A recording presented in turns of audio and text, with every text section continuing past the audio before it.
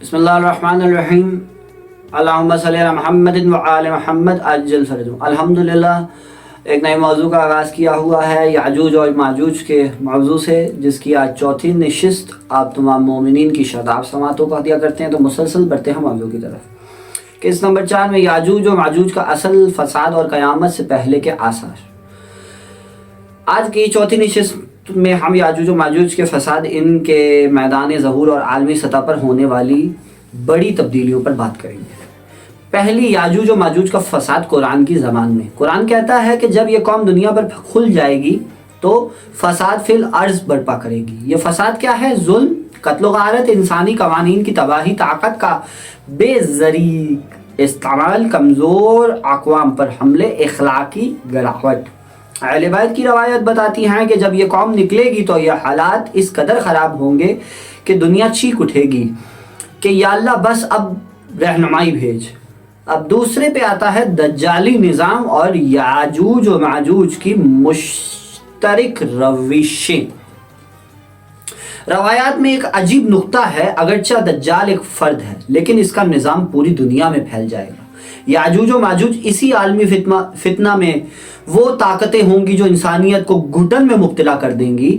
یہ دونوں فتنے مل کر دنیا میں معاشیت کو تباہ کریں گے، جنگوں کو بڑھائیں گے اور انسان کو انسان کا دشمن بنا دیں گے۔ تیسرا، روایات کے مطابق ان کی تعداد اور پھیلاؤ۔ روایات میں ہے کہ ان کی تعداد خوفناک حد تک زیادہ ہوگی، یعنی ایک کا نسل بڑھنے کا عمل اتنا تیز ہوگا کہ دنیا ان کے سیلاب کو روک نہیں سکے گی۔ یہ قوم ہر طرف پھیل جائے گی جیسے سیلاب ہر سمت بہہ جاتا ہے۔ چوتھے پہ ہے ذوالقرنین کی دیوار ٹوٹنے کا وقت۔ دیوار ایک علامت ہے رکاوٹ کی، جس دن اللہ کی مصلحت میں ہوگا یہ رکاوٹ ختم ہو جائے گی۔ قرآن کہتا ہے جب رب کا وعدہ آ جائے گا دیوار ٹکڑے ٹکڑے ہو جائے گی۔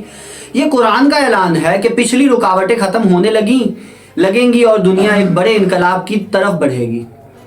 پانچواں، جنگ عظیم، فسادات اور امام مہدی علیہ السلام کا ظہور۔ اہل بیت علیہ السلام بتاتے ہیں کہ یاجوج و ماجوج کا نکلنا قیامت کی نشانی ہے، لیکن اس سے پہلے دنیا حسین ابن علی کے وارث امام مہدی کے ظہور کا میدان بنے گی۔ دنیا میں فتنہ، نفرت، نسل کشی، اقتصادی بحران اور عالمی جنگوں کا ماحول اتنا بڑھ جائے گا کہ ہر طرف ایک ہی آواز ہوگی، کہاں ہے وہ نجات دلانے والا؟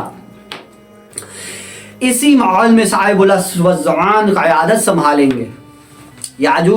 چھٹے نمبر پہ آ جاتا ہے یاجوج و ماجوج کا انجام۔ روایات میں ہے کہ یہ قوم اپنے ہی فساد میں ہلاک ہوگی۔